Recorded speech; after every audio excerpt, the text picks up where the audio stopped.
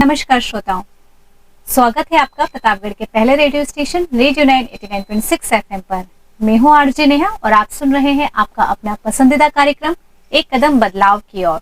श्रोताओं, जैसा कि हम सभी जानते हैं, हमारा यह जो कार्यक्रम है समाज में एक सकारात्मक परिवर्तन लाने के लिए समर्पित है। इसी कड़ी में आज हमारे साथ स्टूडियो में मौजूद है श्रीमान उज्जवल स्वामी जी, जो कि लाफ्टर योगा इंटरनेशनल यूनिवर्सिटी में सर्टिफाइड लाफ्टर एम्बेसडर हैं और एक गुरु हैं। ये भारत के पहले गिनीज वर्ल्ड रिकॉर्ड होल्डर भी हैं और मनपसंद लाफ्टर क्लब के वर्तमान संचालक भी हैं। श्रोताओं, बिना कोई देरी किए आइए हम जारी करते हैं स्वामी जी से एक वार्ता और जानते हैं हम इनसे खुश रहने के तरीके। स्वामी जी, आपका हमारे इस स्टूडियो में बहुत बहुत स्वागत है। थैंक यू जी। स्वामी जी, कृपया आप हमारे श्रोताओं को अपने बारे में कुछ बताएं। हाँ, मैं बिल्कुल बताना चाहूँगा। आपने जो गिनीज वर्ल्ड रिकॉर्ड का उल्लेख किया पहले में, चूंकि आपने मेरे परिचय में बताया, तो मैं ये कहना चाहता हूँ कि गिनीज वर्ल्ड रिकॉर्ड जो है 2015 में ये बनाया गया। ये मेरा क्लब है मनपसंद लाफ्टर योगा क्लब, उसके द्वारा बनाया गया है। और ये जो रिकॉर्ड मेरे व्यक्तिगत मेरे द्वारा बनाया गया ऐसा ना होकर के मेरे क्लब के द्वारा बनाया गया है। और ये क्लब का संचालन मैं करता हूँ, मनपसंद लाफ्टर क्लब का। तो ये तो गिनीज वर्ल्ड रिकॉर्ड का बात हुआ। हाँ और जी। मेरा परिचय आपने पूछा। जी बिल्कुल। हाँ, तो मैं मूलतः प्रतापगढ़ राजस्थान का ही मेरा जन्म है, यहीं मैं पैदा हुआ हूँ। प्रारंभिक शिक्षा मेरी प्रतापगढ़ राजस्थान में ही हुई है। और उसके बाद उच्च शिक्षा के लिए मुझे राजस्थान में उदयपुर में ही मैं वहाँ पढ़ा, वहाँ पे मेरी हायर एजुकेशन हुई।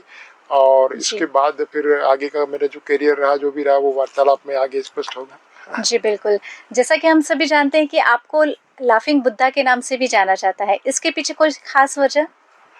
हाँ, मैंने पिछले अपने जीवन के अनेक वर्षों से मैं हास्य पे काम कर रहा हूँ। मनुष्य खुश नहीं है, एक्चुअली मैंने ये पाया है। हाँ तो जी। खुश रहना हमारा स्वभाव है। दरअसल मनुष्य जो है सच्चिदानंद स्वरूप परमात्मा का स्वभाव है, आत्मा का स्वभाव है। हर व्यक्ति के अंदर आनंद छुपा पड़ा है। लेकिन मैं देखता हूँ समाज में लोग बड़े दुखी हैं, तनावग्रस्त हैं और जूझ रहे हैं हालात से, और बस जी रहे हैं, पता नहीं, बस मतलब उनके जीवन में खुशी नहीं है। तो मैंने सोचा कि ये मेरे लिए ये क्षेत्र है जिसमें मुझे काम करना चाहिए। और मैंने जीवन में बहुत दुख तकलीफें उठाई हैं। वहाँ से फिर जब मैंने अपने जीवन में आनंद की खोज की और मैं कर पाया, और मैं आज प्रसन्न रहता हूँ। और दुनिया में जितने भी हैप्पीएस्ट लोग हैं, उनमें से एक किसी महाशय के बारे में कहा जाता है कि he is the happiest man of the world. तो उनका कोई रैंकिंग है।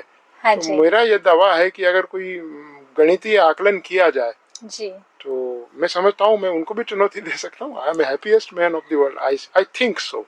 हाँ जी बिल्कुल। तो स्वामी जी, आपकी नजरिए से असली खुशी क्या है? असली खुशी ये है कि हम पहले जान ले कि झूठी खुशी क्या है। तो नेति नेति करके हम समझ लेंगे कि सच्ची खुशी क्या है। झूठी खुशी का मतलब ये है कि आपके पास रहने को मान लो एक आवास, एक मकान, एक छत नहीं है। आप सोचते हैं काश मेरे पास एक अच्छा सा मकान हो जाए, फिर मैं बड़ा आनंद में रहूंगा। फिर मकान हो जाता है।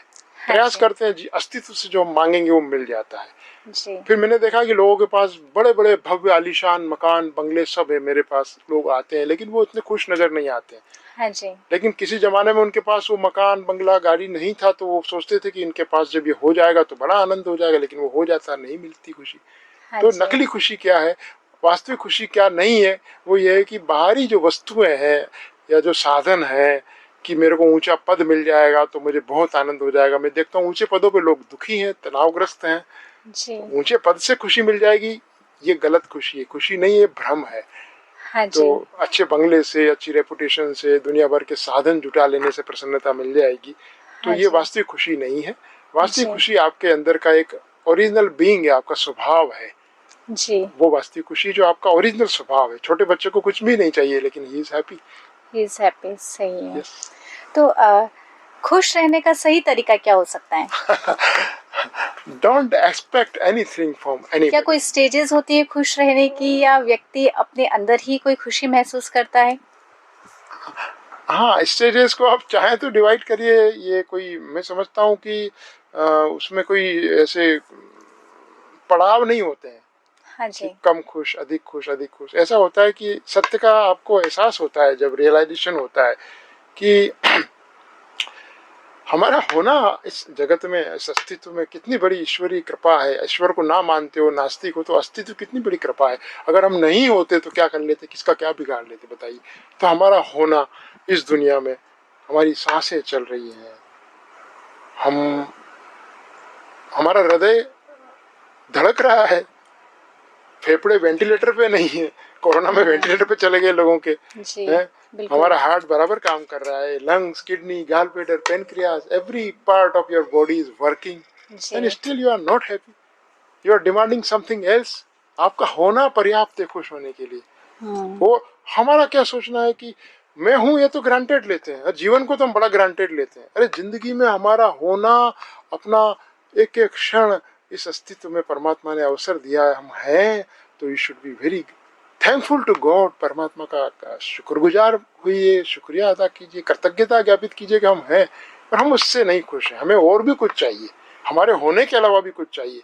और आप करते रहिए एकत्रित। मैंने देखा, मैंने ऐसे सफल लोगों को देखा है, सो कॉल्ड सक्सेसफुल पीपुल, उनके पास बड़े बड़े गाड़ी, बंगले, सब प्रकार की सुविधाएं हैं, लेकिन they are under depression, anxiety, suicidal tendencies है उनके अंदर। मैं देखता हूँ, मैं इंटरनेशनल लेवल पे काम करता हूँ, बड़े बड़े बिजनेस टाइकून मेरे से जुड़े हुए हैं, बात करते हैं, तनाव में रहते हैं। तो बाहरी चीजों से खुशी मिलती होती तो उनको सबसे ज्यादा खुश होना चाहिए था। मैं देखता हूँ निर्धन लोग कई बार खुश पाता हूँ मैं, उनके पास कोई साधन नहीं है, वो भी खुश पाता हूँ। तो ये कोई क्राइटेरिया नहीं है कि आपके पास क्या क्या है। हाँ जी, it's a state of being. प्रसन्नता एक आंतरिक अवस्था है जी, और आपका चुनाव है। हाँ जी, बिल्कुल। स्वामी जी, आप हमें बताइए कि आपने इंदौर को अपने कार्यक्षेत्र के रूप में क्यों चुना, जबकि आप प्रतापगढ़ से बिलोंग करते हैं? हाँ, अच्छा सवाल है। कई बार क्या होता है कि आपको परिस्थितियां कहीं आपको माइग्रेट करके कहीं से कहीं ले जाती हैं। हाँ जी। तो मुझे ज्ञात नहीं था कि मैं इंदौर में जाऊंगा, मुझे कुछ भी मालूम नहीं था। मैं प्रतापगढ़ में जब शिक्षा प्रारंभिक प्राप्त कर रहा था जी। फिर उच्च शिक्षा के लिए जब मैं उदयपुर गया, हाँ जी। वहां पर मेरे को एक शहरी वातावरण से पहला एक्सपोजर हुआ। प्रतापगढ़ मेरे दौर में जब मेरा शिक्षा हो रहा था, प्रारंभिक मेरा जीवन चल रहा था, उस समय एक कस्बा था। हाँ जी। तो एक कस्बे का जो युवक जिस प्रकार का होता है, शहरी जीवन का कोई अनुभव नहीं होना, और एक बाहर की दुनिया की शहरों की चकाचौंध, वो हम कहीं ना कहीं बस टीवी पे देखा करते थे। उस जमाने में हमारे दूरदर्शन आया तो वही बड़ी बड़ी बात थी। तो वो ग्लैमरस दुनिया बाहर की मेरे लिए एक बड़ी दूर की दुनिया थी। एक कस्बे का युवक था मैं। तो बाहर की दुनिया ने जब मुझे थोड़ा आकृष्ट किया कि मैं समझना चाहता था, मैं बड़ा उत्सुक प्राणी रहा जीवन में। तो शिक्षा के बाद फिर मैं मार्केटिंग लाइन में गया। मैंने फार्मेसी किया एक्चुअली।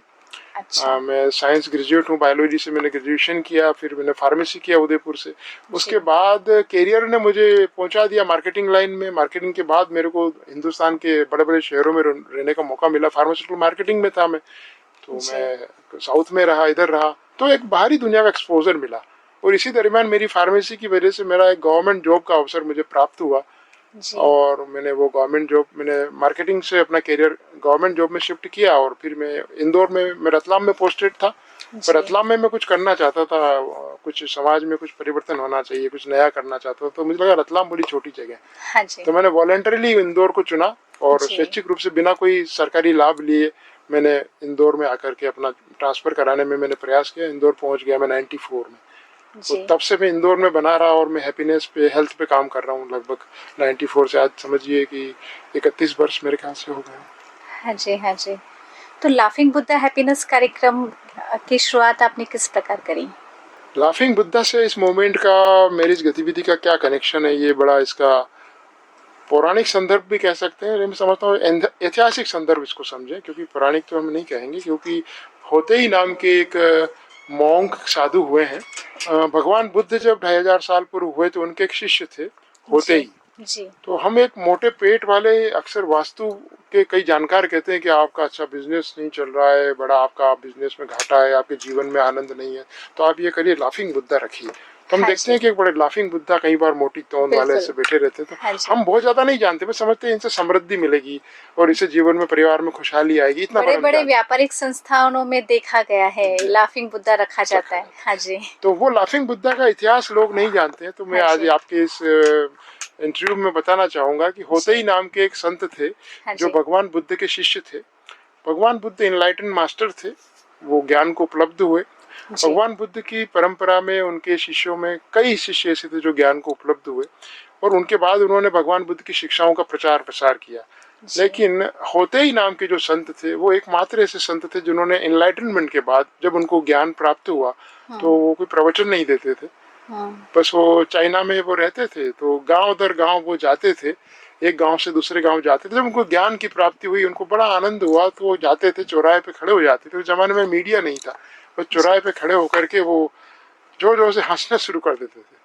जोर से हंसते थे तो गांव वालों को लगता था अरे ये क्यों हंस रहा है, तो उनकी भी हंसी छूट जाती थी। वो नकली हंसी हंसते थे। और कभी कभी अपना मोटा पेट ऐसे दिखा करके, इतिहास है ये, आप गूगल करके देख सकते हैं, अपना मोटा पेट ऐसे दिखाते थे, लोग उनके पेट को देख के हंसते थे। और फिर वो गांव के 2 लोग इकट्ठे होते थे, 5 इकट्ठे होते थे, पूरा गांव इकट्ठा हो जाता था, पूरा गांव हंसने लगता था, सबका तनाव दूर हो जाता था। वो अपना उद्देश्य पूरा समझ के अगले गांव की तरफ चले जाते थे। जैसे गांव दर गांव वो जाते थे तो लाफिंग बुद्धा खुशी फैलाते थे। तो फिर उनकी जीवन यात्रा, जीवन भर वो यही हंसी फैलाते रहे, खुशी फैलाते रहे। और फिर उनकी मृत्यु हुई तो भी लोगों ने उनकी इस मूर्ति को, मोटे पेट वाली मूर्ति को घर में रखना कि उससे प्रसन्नता रहती है, धंधा अच्छा चलता है, बिजनेस अच्छा चलता है, ये उनकी अवधारणा बन गई। अब मेरा क्या कनेक्शन रहा जी? मैं ऐसा महसूस करता हूँ कि ये जो चेतना है अलग अलग शरीर ग्रहण करती है, ultimately we are all one. बिल्कुल। अहम ब्रह्मास्मि सोहम, देयर इज नो अदर। एक ही ब्रह्म तत्व है, एक ही कॉन्शियसनेस है। क्वांटम फिजिक्स भी इसको प्रमाणित करती है कि एक ही चेतना है, उसका विस्तार है। वही चेतना भिन्न भिन्न शरीरों में, भिन्न भिन्न रूपों में व्यक्त होती है और प्रकट होती है और अपना काम करती है। मुझे ऐसा महसूस होता है, कई वर्षों पूर्व मुझे लगा कि वही चेतना है जो होते ही के भीतर काम कर रही थी, वही चेतना आज मेरे भीतर से काम करती है। लाफिंग बुद्धा उस शरीर में काम कर रहे थे, अब वही चेतना इस शरीर से काम करती है। और लाफिंग बुद्धा फेक लाफ्टर कराया करते थे, एक वो अपना पेट दिखाया करते थे ऐसे। हम भी फेक लाफ्टर कराते हैं। आज भी मुझे प्रतापगढ़ में मेरा योग भवन में सेशन था जी।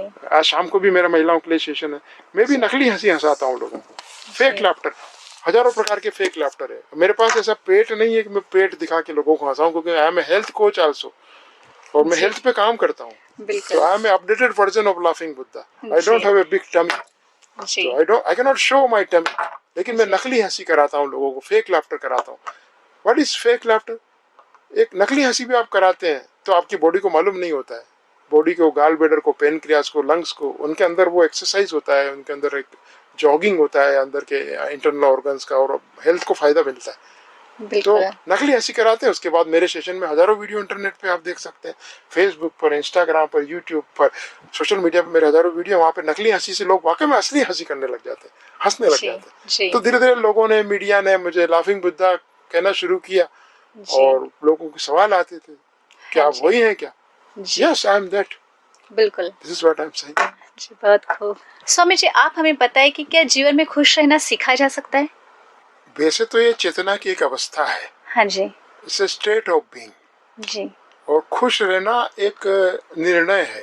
हर क्षण हम दुखी होने का निर्णय ले सकते हैं, हर क्षण हम खुश रहने का निर्णय भी ले सकते हैं। हाँ, लेकिन most of us what we are doing, we are choosing unhappiness, we are choosing sadness. बिल्कुल। तनाव हम चुनते हैं जी। हर क्षण हम चौराहे पे खड़े होते हैं कि इस रास्ते जाऊं, कि इधर जाऊं, कि उधर जाऊं। तो आप जब होश में होते हैं और आपको समझ होती है तो आप सही रास्ते का चुनाव करते हैं। बिल्कुल। मैं एक वणिक परिवार में जन्म लिया, जैन परिवार में जी, जिसमें हमको व्यावसायिक बुद्धि सिखाई गई। हाँ जी। तो मैं एक I am a true businessman. मैं उस चीज को चुनता हूँ जिसमें मुझे खुशी मिलती है जी। तो खुशी मेरा चुनाव है। मैं दुख भरी परिस्थितियों में भी खुशी को चुनना मैं सीखा हूँ, और वही मैं लोगों को सिखाता हूँ। हाँ जी। कि हर दुख भरी घटना में भी कुछ अच्छी चीजें छुपी होती हैं। जरा go deep down in it, अंदर जाइए, गहरे पानी पेट अंदर भीतर प्रवेश कीजिए, तुरंत जज मत कीजिए, अरे भगवान मेरे साथ इतना बुरा हो गया। और कई बार जो बुरा नजर आ रहा होता है बाद में वो अच्छा साबित हो जाता है। और कई बार जो बहुत अच्छा, बड़े बाग हो जाते हैं, बड़ा आनंदित होते हैं, अरे कितना मजा आ गया, कितना अच्छा हुआ। और बाद में कहते हैं भगवान क्या हो गया मेरे साथ, ये नहीं होता तो अच्छा होता। हाँ जी। So we don't know what is happiness. जी जरूर। ऐसा क्यों होता है कि हम, जैसे कि एक जोक पर तो हम एक ही बार हंसते हैं, लेकिन एक ही दुख वाली घटना पर हम बार बार दुखी होते हैं? कितना बढ़िया सवाल आपने पूछा है। क्योंकि एक ही जोक पर हमें एक एक जैसी हंसी हर बार नहीं आती है। सही पहली बार हम जितना हंसेंगे उतनी बार वैसा ही हम दोबारा नहीं हंसेंगे। सही कह लेकिन रहे हैं। कोई घटना अगर ऐसी घटित हो जाती है तब हमारे दुखी होने का जो तरीका है ना वो हर बार एक जैसा होता है। आपने बिल्कुल सही कहा। हाँ मनुष्य का स्वभाव देखिए कैसा होता है। हम कैरी करते हैं। आज से 2 साल पहले रात को 2:02 पे मिस्टर रामलाल ने मुझे 2 गालियां बकी थी। जी तो 2 साल बाद आज भी हम याद करते हैं। बिल्कुल। उस दुख को आज भी हम कैरी करते हैं। वो सारा कूड़ा करकट गंदगी आज भी। जब आप सही कह रहे हैं कि एक जोक मैं आपको एक बार सुनाऊंगा, आप खूब हंसेंगी। फिर बिल्कुल दूसरी बार सुनाऊंगा, आप थोड़ा कम हंसेंगी। तीसरी बार सुनाऊंगा, स्वामी जी मैं सुन चुकी हूँ। हाँ चौथी बार हंस सुनाऊंगा, नहीं सकते। चौथी बार आप कहोगे बिल्कुल। Swami ji now it's enough, please please please. जी तो 5वीं बार भी सुनाऊंगा तो you will get angry on me. क्या कर रहे हैं स्वामी? तो ट्रू। उसी जोक पे हम जब 100 बार हंस नहीं सकते तो उसी घटना पर हम 100 बार दुखी कैसे हो लेते हैं? जी इतनी सी साधारण सी बात समझ में क्यों नहीं आती जी कि बिल्कुल 10 साल पहले 20 साल पहले किसी ने अपमान किया वो कैरी करके रखते हैं। किसी ने आपको इंसल्ट किया वो कैरी करके रखते हैं। किसी ने आपको पर्याप्त सम्मान नहीं दिया वो कैरी करके रखते हैं और वो इकट्ठा करते चले जाते हैं। वो इकट्ठा करते हैं और पूरा दिमाग आपका भर के रखे। अब कितने भी जीबी का डाटा हो, आपका ब्रेन का भी एक कैपेसिटी है, वो भर के रखेंगे तो फिर आपको फिर आनंद कैसे महसूस होगा? इस कचरे को बाहर निकालना होगा, डिटॉक्स करना पड़ेगा। डिटॉक्स जरूरी है। यस। जरूर। स्वामी जी जब आपने लाफिंग बुद्धा हैप्पीनेस कार्यक्रम की शुरुआत करी तब लोगों की प्रतिक्रिया कैसी रही? इतना त्वरित रिस्पॉन्स मिला। मैंने शुरू किया था इसको एक बिजनेस कम्युनिटी के साथ। हाँ जी। और वैसे लाफिंग बुद्धा कॉन्सेप्ट हमारा पहले से काम कर रहा है। लाफ्टर योगा के मेरे हजारों वीडियो पहले से सोशल मीडिया पर हैं। पर चूंकि मेरे पास कुछ बिजनेस कम्युनिटी के लोगों ने अप्रोच किया आज से केवल 3-4 महीने पहले ही, और उन्होंने कहा कि हम अपने व्यवसाय को सफल बनाना चाहते हैं लेकिन तनाव में रहते हैं। तो 3-4 व्यवसायी मेरे पास आए और उन्होंने कहा स्वामी जी हम आपके साथ एक बिजनेस ग्रुप शुरू करना चाहते हैं। मैंने कहा मैं इस बिजनेस ग्रुप में what can I do for you, मैं आपके लिए क्या कर सकता हूँ? मेरा बिजनेस डिफरेंट है, मैं तो हंसी का व्यापारी हूँ। बोले नहीं स्वामी जी हम खुश रहेंगे, बस इतना चाहते हैं। हाँ तो हमने जी। एक नेटवर्क ग्रुप बनाया, व्हाट्सएप ग्रुप बनाया, उसमें 5-7 लोग थे। उन्होंने पहली बिजनेस मीट की। मैंने कहा बिजनेस मीट में मेरा तो कोई बिजनेस ही नहीं है। बोले स्वामी जी बस आप तो आइए। और पहली बिजनेस मीट में 20-25 लोग थे। जी और आज इन 3 महीनों में अभी 27 अप्रैल को गांधी हॉल का एक बड़ा अभिनव कला समाज करके बड़ा एक अच्छा हॉल है, वो बुक किया गया है और हमारी 8वीं-9वीं मीट होने वाली है। और जी इतनी तेजी के साथ वो 20 लोगों से 950 व्यवसायी, स्टार्टअप्स, एंटरप्रेन्योर्स, इंडस्ट्रियलिस्ट, कंपनीज के डायरेक्टर, सीईओ जुड़ चुके हैं। क्योंकि बिजनेस कम्युनिटी में लोग तनाव में है। हाँ तो जी। क्योंकि वो व्यवसाय में संपन्नता चाहते हैं, पैसा भी चाहते हैं। तो लाफिंग बुद्धा कॉन्सेप्ट उनको बिल्कुल अपील करता है। और लाफिंग बुद्धा में ये है कि समृद्धि भी मिलती है, पैसा भी मिले, आर्थिक रूप से संपन्न भी हो और बुद्धा हंसते हुए भी है। हाँ जी। तो उनको मेरे भीतर वो प्रेरणा नजर आती है जी कि समृद्धि। तो उनके सबके बिजनेस भी तेजी से बढ़े। इन 3-4 महीनों में जब मैंने वर्क किया तो उनके बड़े अचीवमेंट्स हैं। तो कहे स्वामी जी आपकी ग्रेस से ऐसा हो रहा है। मेरी ग्रेस से नहीं हो रहा है, लेकिन वो कॉन्शियसनेस जो है वो काम करती है। तो उनके व्यवसाय में भी बड़ी तेजी से प्रगति हुई। उनके जीवन में आनंद भी फैला। तो उनकी जो सफलताएं बढ़ने लगी तो लोग तेजी से जुड़ रहे हैं हमसे। तो ये लाफिंग बुद्धा कॉन्सेप्ट तेजी से फैल रहा है। लोग आगे होकर स्पॉन्सर कर रहे हैं हमारे प्रोग्राम्स और सोशल मीडिया पर बहुत जगह हमारे वीडियोस जा रहे हैं। जी तो ये ऑटोमेटिक फैल रहा है। परमात्मा या चेतना स्वयं वो काम कर रही है। I am nowhere. स्वामी जी आप हमें बताएं प्रतापगढ़ और इंदौर के अनुभवों में आप क्या अंतर महसूस करते हैं? काफी फर्क है। हाँ जी। मैं जब भी प्रतापगढ़ आता हूँ तो मुझे लगता है कि जीवन थोड़ा धीमा हो गया है। इवन जब रूरल एरियाज में जाते हैं, जब प्रतापगढ़ तो खैर अब शहर बन गया, शहरीकरण हो रहा है, तो थोड़ा मैं चिंतित भी हूँ।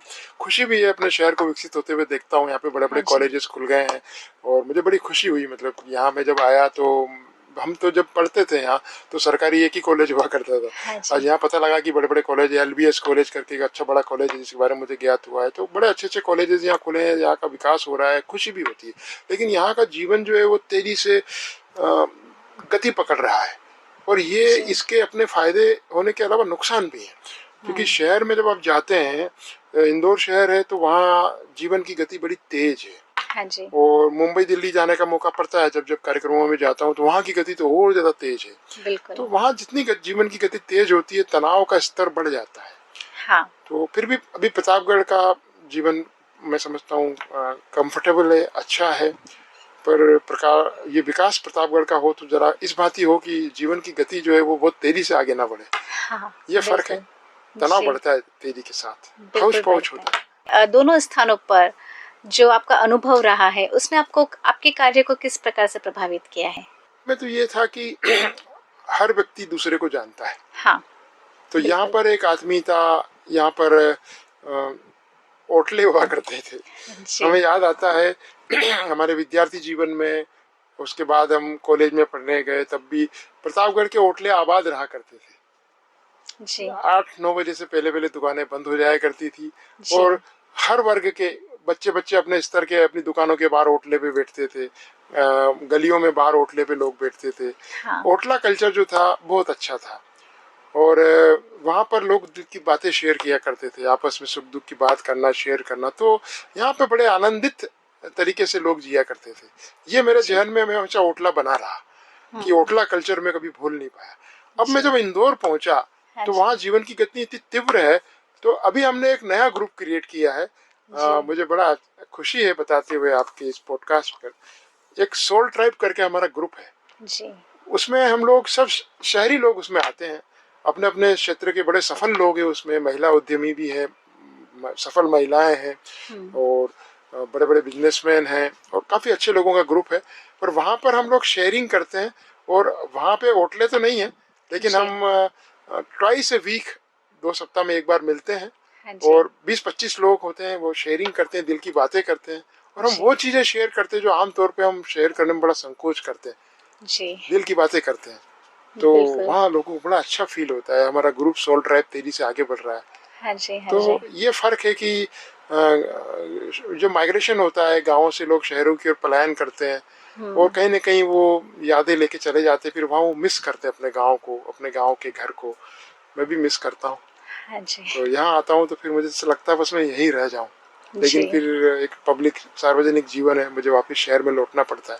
लेकिन प्रतापगढ़ मेरी यादों में बसा रहता है हमेशा। हमेशा, तो बिल्कुल, मैंने एक प्रतापगढ़ का फेसबुक ग्रुप बनाया हुआ है जिसमें लगभग 24,400 से अधिक मेंबर हैं पूरे वर्ल्ड के, जो जी, प्रतापगढ़ से माइग्रेट होकर के वर्ल्ड के कोने कोने में अलग अलग कंट्रीज में चले गए हैं। कोई दुबई में, कोई लंदन में, कोई अमेरिका में, लेकिन वो जी, सब मेरे इस फेसबुक ग्रुप में है। बहुत प्रतापगढ़ की खूब, खबरें देखते हैं। हाँ इवन जी, आपके एफएम रेडियो की जब शुरुआत हुई तो मैंने हाँ सबसे जी, पहले जब पहला आपका पॉडकास्ट आया मैं प्रतापगढ़ ग्रुप में शेयर किया और जी, विदेशों में जो लोग बैठे हैं वो भी मेरे प्रतापगढ़ का जो ग्रुप है हाँ उसमें जी, आपके पॉडकास्ट को देखते हैं, आप लोगों को देखते हैं और मुझे बड़ी जी, खुशी होती है। हाँ जी, बिल्कुल। आजकल लोग जो सोशल मीडिया पर अपनी खुशी ढूंढ रहे हैं, ये कहाँ तक सही है? ये बड़ा सटीक और अच्छा सवाल आपने पूछा। सोशल मीडिया की लोग अक्सर निंदा करते हैं कि सोशल मीडिया जो है वो हमारी खुशी को जो है बड़ा छीन रहा है। तो हम क्या करते हैं कि जो फास्टिंग होती है हम कहते हैं सोशल मीडिया फास्टिंग करेंगे हम। तो लोग आजकल कीपैड वाला मोबाइल भी रखते हैं, अच्छा है वो, पर मेरा दृष्टिकोण इसमें थोड़ा भिन्न है। मैं समझता हूँ सोशल मीडिया को इतना कंडम करना, उसको उसकी निंदा करना मैं इतना उपयोगी नहीं मानता हूँ। हाँ जी, सोशल मीडिया को आपको हैंडल करने का तरीका होना चाहिए आपके पास। मैं वापस से कीपैड मोबाइल पे जाना नहीं चाहूँगा, उनका यूज़ करता हूँ, मैं पूरी दुनिया से जुड़ा रहता हूँ, सोशल मीडिया के जरिए जुड़ा रहता हूँ। हाँ और आज जी, से 25 साल पहले जब ना तो फेसबुक था, ना इंस्टाग्राम था और ना ही सोशल प्लेटफॉर्म्स इतने थे, केवल एक याहू करके एक ग्रुप हुआ करता था और उसी ग्रुप में उस दौर में आज से 20 साल पहले हजारों लोग जुड़े इसी सोशल मीडिया की बदौलत। तो ये जी, सोशल मीडिया की बदौलत हो पाया। बिल्कुल, बिल्कुल। लेकिन तो एक सामंजस्य ज़रूरी है। सामंजस्य जरूरी है हाँ, और पूरी निंदा मैं नहीं कर सकता हूँ। मैं वापस से पुराने जमाने में लौटना नहीं नहीं चाहता हूँ। चाहते, टेक्नोलॉजी बिल्कुल। को साथ लेकर के हम आगे बढ़े, हम स्वर्ग में जी रहे हैं। हाँ, इतनी सुविधाएं मनुष्य जीवन में कभी उपलब्ध नहीं थी जो आज मनुष्य को उपलब्ध है। तो कौन से बिल्कुल। स्वर्ग की प्रतीक्षा करते हैं हम कि मृत्यु के बाद वो स्वर्ग मिलेगा? वो अरे ये स्वर्ग जीवन अभी यहाँ, आपको जो चाहिए अमेजोन पे ऑर्डर कीजिए, आपके पास चीजें आ जाएंगी। बिल्कुल। जो सुविधाएं मनुष्य को पहले आदि मानव को कहाँ उपलब्ध थी? बड़ा डर हाँ, डर जीता था, कहीं से शेर आ जाएगा, कहीं से कोई जी, दूसरा खतरा था, बीमारियां पकड़ लेती थी। हमारे जी, पास मेडिकल साइंस ने इतना डेवलपमेंट किया है, क्या क्या बिल्कुल। सुविधाएं जो नहीं, इसके बावजूद मनुष्य दुखी है। मुझे ताज्जुब होता है कि इतनी सुविधा होने के बाद तो मनुष्य को आनंद में रहना चाहिए, लोग नहीं। तो हाँ ये मैं जी। सिखाना चाहता हूँ। स्वामी जी, क्या हँसी अकेलापन दूर कर सकती है? अकेलापन दूर करने की आवश्यकता क्या है? मैं मानता हूँ अकेला होना हमारी नीति है। वी ऑल आर अलोन, हम सब अकेले ही तो हैं। ये जो दुनिया की भीड़ है ना, ये सब अकेले लोगों की भीड़ है। हमारे अकेलेपन को हम जब टीस के रूप में लेते हैं कि हमें we need somebody else to accompany us, कि हमें कोई साथ देने वाला हो, काश कोई मेरे पास हो जहाँ मेरे दिल की बातें मैं शेयर करूं। हम दूसरों को तलाशते हैं खुश रहने के लिए, तो उस अकेलेपन में आपको दुख ही मिलेगा। एकांत में रहना सीखें, अकेले रहें, फिर वो दूसरों की तलाश नहीं कर रहा है, वो खुद ही अकेले में आनंदित है। There is a big difference between loneliness and aloneness. हाँ। और एकांत में जब आप होते हैं अपने आप के साथ, आनंदित रह सकते हैं। जरूरी नहीं हो कि आपके साथ मनुष्यों का ही साथ मिले, आप पेड़ पौधों के साथ बहुत आनंद से रह सकते हैं, आप जानवरों के साथ समय गुजारिए, कितना अच्छा लगता है। लेकिन आध्यात्मिक रूप से, मानसिक रूप से भी, आत्मिक रूप से भी आप किसी पे आश्रित नहीं है, स्वयं के साथ खुश हो सकते हैं, हंस सकते हैं। बिल्कुल। क्यों किसी और का जो व्यवहार होता है वो हमारी खुशी को प्रभावित कर जाता है? बहुत अच्छा सवाल है। बहुत सी बार हम खुश रहने के लिए सामने वाले पर डिपेंड हो जाते हैं, उसका थोड़ा सा व्यवहार हमें डिस्टर्ब कर जाता है। कितना ही कोशिश कर ले हम इस आदत को नहीं सुधार पाते हैं, ऐसा क्यों? ये आपने बिल्कुल दिल से पूछा है। ओरिजिनल क्वेश्चन है। हाँ जी। हमारी जो है ना ये चाबी है ना, ये रिमोट जो है, बिल्कुल हम हमारी खुशियों की चाबी क्यों दूसरों के हाथों में क्यों दे दे देते दिए हैं? हैं? आप कल्पना कीजिए ना, एक टीवी है जी। आपके पास, एक रिमोट है, आप कहेंगे स्पोर्ट्स चैनल आईपीएल चल रहा है, बिल्कुल। स्पोर्ट्स लग जाता है। फिर आपका मूड, आज इंडिया हार गई है, मूड नहीं है, थोड़ा सा आप रिलीजियस हो रहे हैं, आप थोड़ा सा नहीं बड़ा तनाव हो गया, जरा आस्था चैनल देखते हैं, आस्था, धार्मिक चैनल कोई भी धर्म के लगाना, वो लग गया। फिर आपको लगता है दुनिया में क्या हो रहा है, जरा देखें, न्यूज चैनल, वो लग गया। आपके पास रिमोट है, आप जो चाहे चैनल लगा लेते हैं, सब कुछ, एवरीथिंग इज फाइन। बिल्कुल। अब आप कल्पना कीजिए उस परिस्थिति की कि आपका रिमोट पड़ा हुआ है, अब आप बैठे हैं, अचानक आप टीवी चल पड़ा, आपने ऑफ करा हुआ, अचानक चल पड़ा, आप देख रहे हैं, धार्मिक चैनल चल रहा है, आप देख रहे हैं, अचानक वो उसकी जगह, धार्मिक की जगह कुछ और चल पड़ा, डिस्कवरी आ गया, मैन वर्सेस वाइल्ड आ गया, फाइटिंग कोई मूवी चलने लग गई, आप देखना नहीं चाहते, आप कुछ और चाहते, कुछ और चलने लग गया, तो आप कहेंगे कि ये टीवी पागल हो गया, ये रिमोट गड़बड़ हो गया। हमारी चेतना की अवस्था क्या है? हम और क्या कर रहे हैं? हम यही तो कर रहे हैं। हमारा जो रिमोट, हमारे अगर यहाँ रिमोट हाथ में है, टीवी का जो चैनल चाहेंगे वो हम बताएंगे, वो लगा चैनल लगा लेंगे। हमारा रिमोट हमारे हाथ में नहीं। कोई भी व्यक्ति कोई भी दुखी कर देता, कोई भी व्यक्ति हमें आनंदित कर देता, कोई प्रशंसा करता है, हम बड़े बाग हो जाते हैं। अरे हम ये नहीं समझ पाते हैं कि जो आज ताली बजा रहा है ये कल गाली भी दे सकता। आज ताली बजी, कल गाली भी दी जा सकती। अगर आप उसकी ताली पे प्रसन्न हुए तो तैयारी रखिए कि गाली पे दुखी होने की तैयारी रखिए। और आप ताली बज रही है, प्रशंसा हो रही है, आप शांत रहिए, ठीक है। बहुत सारी दौलत आ गई है, आप बड़े प्रसन्न हो गए, अब मेरे पास सब कुछ है, तो उतार चढ़ाव जीवन में आ सकते हैं। जैसे ही वो चीजें छीनी, आप वापस दुख में जा सकते हैं। बाहरी संसाधनों पे जब भी आप आश्रित रहेंगे, बाहरी लोगों पे आश्रित रहेंगे, रिमोट अपना लोगों को हाथ में देंगे, तो वो आपको हमेशा ही अपने हिसाब से चलाएंगे। अपना रिमोट अपने पास रखिए। Do some meditation in your life. जी स्वामी जी, आप हमें बताएं कि खुशी एक दवा के रूप में भी कार्य कर सकती है? ये आपने सही सवाल पूछा, बिल्कुल असली सवाल है। बिल्कुल दवा के रूप में काम कर सकती है। मन में जब प्रसन्नता होती है तो शरीर पे प्रभाव आता है। तो और आजकल तो साइंटिफिक रिसर्च है, आप डायबिटीज से ग्रस्त हैं, मान लो, आप तनावग्रस्त हैं, तो आपका ब्लड शुगर लेवल और बढ़ जाएगा। आपको ब्लड प्रेशर है, बिल्कुल, स्ट्रेस में आपका बीपी बढ़ जाएगा। थायराइड की प्रॉब्लम है, और जितनी भी डिजीजेस हैं सभी का कहीं ना कहीं स्ट्रेस से कनेक्शन है। तो जब आप स्ट्रेस से मुक्त जीवन जीते हैं, खुश रहते हैं, तो आपकी इम्यूनिटी जो है वो भी स्ट्रांग होती है, बीमारी से लड़ने की क्षमताएं बढ़ जाती हैं, और आपको सारी बीमारियों में कहीं ना कहीं फायदा मिलता है। और खुशी सबसे बड़ी हमारी दोस्त है। बिल्कुल। स्वामी जी, आपका ये जो कार्यक्रम है लाफिंग बुद्धा कार्यक्रम, और आप जो क्लब संचालित करते हैं, उसमें किस प्रकार के लोग अधिक से अधिक जुड़ते हैं? बहुत अच्छा सवाल है जी। हाँ, लाफ्टर क्लब्स के बारे में अक्सर ये छवि थी कि 10-5 बूढ़े लोग इकट्ठे होते हैं और बगीचे में वो हंसते हंसते हैं हैं। जोर जोर से तो जी। लोग बड़ा उनको सहानुभूतिपूर्ण तरीके से देखा चाहते थे कि बेचारे बुजुर्ग लोग हैं, इनकी कोई सुनता नहीं है घर में, और फिर ये बेचारे बगीचे में आके थोड़ा हंस बोल लेते हैं, क्योंकि इनके घर में आजकल नाती पोते भी अपने वो गैजेट्स में लगे बिल्कुल। रहते हैं। तो हाँ जी। पर जब मैंने ज्वाइन किया 2015 के अराउंड, मतलब जो है जी। ज्वाइन करने के तुरंत बाद मैंने ये देखा कि यंगस्टर्स तो उसमें क्लब में बहुत ही कम आते थे। पर मैंने उसमें कुछ चेंजेस किए, और मेरे मेंटर श्री रामकृष्ण जी जो हमारे सीनियर मेंटर रहे मेरे, पर उनके इनिशिएटिव पे हम लोगों ने यंगस्टर्स को जोड़ने का काम किया, और हमने उसमें कुछ एक्सपेरिमेंट्स किए। हम उसके साथ लाफ्टर को हमने करने के साथ डांस उसमें जोड़ा, म्यूजिक, थोड़ा जुम्बा, थोड़ा एरोबिक्स, वो यंगस्टर्स को जोड़ा। और उसके बाद धीरे धीरे यंग लोग हमारे ग्रुप में जुड़ने लगे, हमारे वीडियोस जो सोशल मीडिया पे पॉपुलर होने लगे। और आज का आलम ये है कि बुजुर्ग लोग कम है और यंगस्टर्स मेरे क्लब में ज्यादा है। मेरे यूट्यूब, फेसबुक, इंस्टा तो आप देखेंगे कि बहुत सारे जवान बच्चे, लड़के लड़कियां जुम्बा, डांस और लाफ्टर कर रहे हैं, वो हंस रहे हैं। तो लाफ्टर क्लब का अब कॉन्सेप्ट हमने बदला है। और आपने पूछा कि किस एज ग्रुप के लोग हैं, तो मेरे क्लब में 5 साल से छोटे बच्चे भी होते हैं, और 90, 99, 100 बरस के लोग भी होते हैं। एज ग्रुप में सभी लोग होते हैं।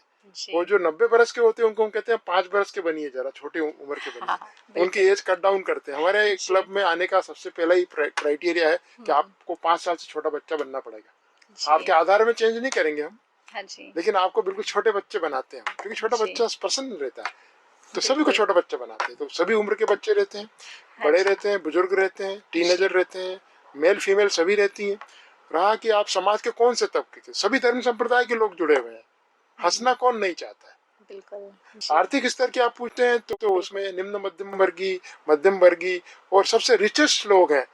मेरे क्लब में सबसे ज्यादा संपन्न वर्ग के लोग जुड़े हुए हैं। गरीब तो किसी बहाने से छोटी छोटी चीजों में खुशी ढूंढ लेता है, अमीर लोग बड़े तनाव में है। बिल्कुल। तो बड़ी बड़ी कंपनी के डायरेक्टर्स हैं, कॉर्पोरेट के मालिक हैं, वो लोग जुड़े हैं, उद्योगपति हैं, वो लोग जुड़े हैं। और स्पेशली जो क्रीमी लेयर है सोसाइटी की, जो सबसे ज्यादा तनाव में है, बिल्कुल। वो लोग क्योंकि सब कुछ हासिल करने के बाद भी अगर उन्हें खुशी नहीं मिल रही है जी, तो इसका मेन कारण क्या हो सकता है? उनकी दिशा जो है वो सही नहीं है। हाँ। उनको लगता है कि पैसे से खुशी मिल रही है तो और पैसा मिलेगा तो और खुशी मिलेगी, फिर और पैसा मिलेगा तो और खुशी मिलेगी। तो जो हम देसी कहावत में कहते हैं 99 के फेयर में, हम कहेंगे कि दुनिया की जो रैंकिंग हम करते हैं कि धनपतियों की रैंकिंग है साहब, बिल्कुल। तो सब हमारे साहब अंबानी अब आजकल 8वें पे आ गए, 90 पे आ गए, 5वें पे आ गए, या फलाने पे आ गए। ये जो रैंकिंग है ना, ये रैंकिंग का कोई लेना देना नहीं है। एक धन की उपयोगिता एक निश्चित सीमा तक है, उसके बाद वो धन आपको बहुत ज्यादा खुशी नहीं देगा। न्यूनतम आपकी जो जरूरतें हैं उसकी पूर्ति होने के बाद जितना भी एक्सेस धन है, ऐसा नहीं है कि धन बढ़ेगा तो खुशी बढ़ती चली जाएगी, कई बार तनाव बढ़ जाएगा।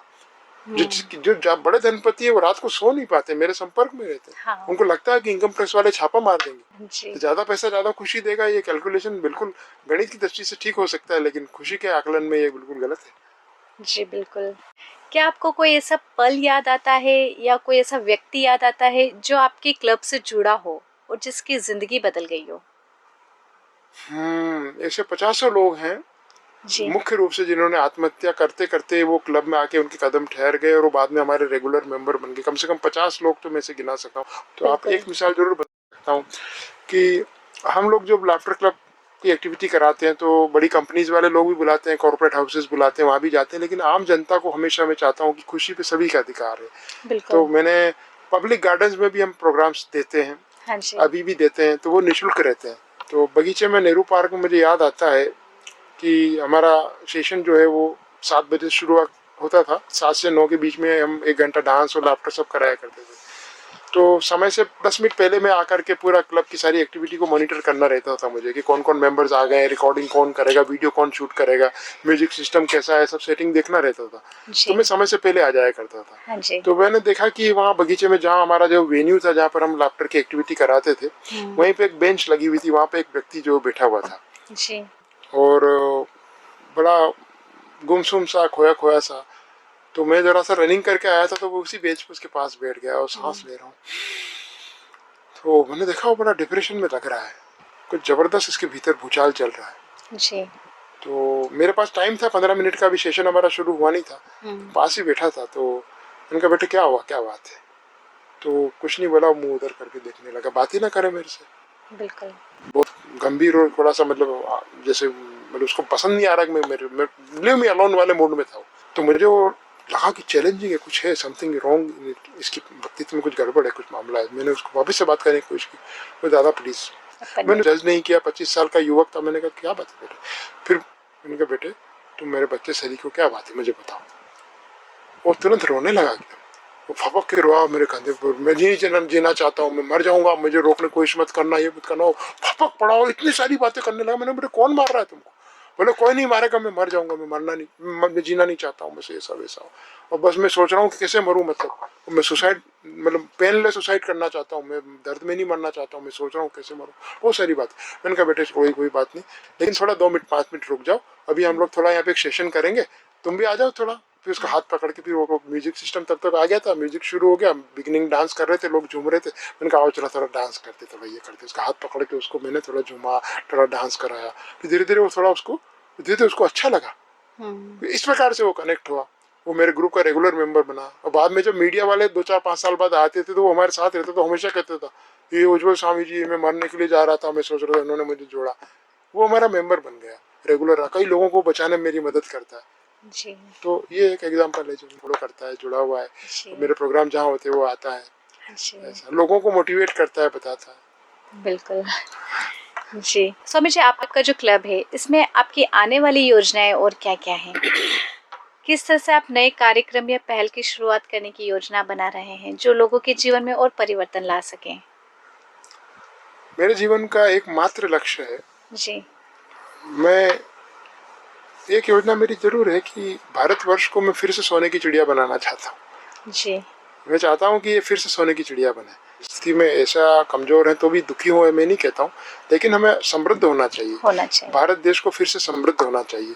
तो इसलिए मैं बिजनेस कम्युनिटी के साथ काम कर रहा हूँ और HBM मेरा एक ग्रुप है।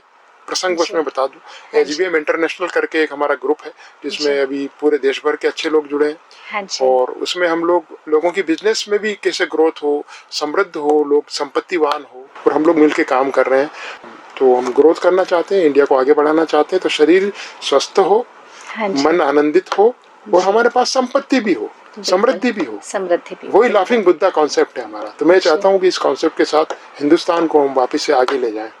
हम काम कर रहे हैं HBM इंटरनेशनल के साथ। जी बिल्कुल। स्वामी जी, इस कार्यक्रम के अंत में आप हमारे श्रोताओं को, जिसमें बच्चे और युवा वृद्ध सभी हैं, उन्हें आप खुशी के महत्व के बारे में क्या संदेश देना चाहेंगे?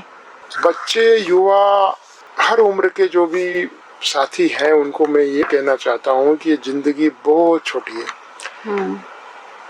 और इतनी छोटी है कि दुखी होने के लिए आपके पास फुर्सत कैसे निकाल लेते हो यार, मुझे तो ताजुब होता है। लोग स्टेज पे डांस करते करते, अभी एक बिटिया को मैंने देखा, आपने वीडियो देखा होगा, मैंने सोशल मीडिया पे डाला, बिल्कुल हजारों लोगों ने देखा। इंदौर में ही वो मैरिज फंक्शन में डांस करते करते अटैक आ गया, वो चली गई। तो श्रोताओं, आज हमारे साथ स्टूडियो में मौजूद रहे हैं श्री उज्जवल स्वामी जी, जो कि लाफ्टर क्लब के संचालक हैं, और इनसे हमने जाना कि जीवन में खुश रहना कितना जरूरी है और किस तरह से जो खुशी होती है वे हमारे जीवन के हर एक पल को, हर एक उम्र के लोगों को, उनके जीवन को बदलने में सहायक हो सकती है। तो मैं आरजे नेहा अपने इस खास कार्यक्रम एक कदम बदलाव की ओर से, अपने समस्त टीम की ओर से उज्जवल स्वामी जी का बहुत बहुत आभार प्रकट करती हूँ कि उन्होंने अपना बहुमूल्य समय हमें दिया और हमारे स्टूडियो में उपस्थित होकर हमारे श्रोताओं को जीवन जीने की एक नई कला सिखाई। स्वामी जी, आप हमारे स्टूडियो में आए, इसके लिए आपका बहुत बहुत धन्यवाद। Thanks a lot for inviting me. Thank you sir. जी थैंक यू जी। जिंदगी बहुत छोटी है, जीवन कब कहाँ किसका खत्म हो जाए हम नहीं जानते हैं। हंसने के किसी मौके को चूकिए मत, मुस्कान दीजिए, मुस्कानें लौट के आएंगी, ये मेरा अपना अनुभव है। हंसिए, हंसाइए और हंसी के सौदागर बनिए।